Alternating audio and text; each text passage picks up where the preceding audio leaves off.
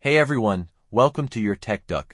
In this quick tutorial, I'll show you how to create your first Calendly event in just a few minutes. Let's dive in. First, log into your Calendly account.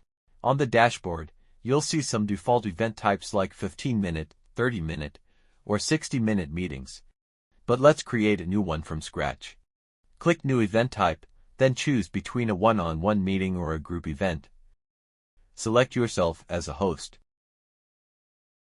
And since this page opened up, give your event a name, like consultation call.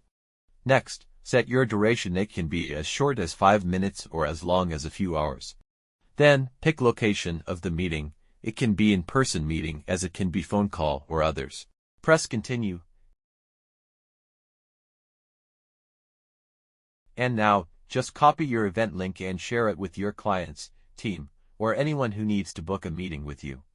And that's it. You've just created your first Calendly event in minutes.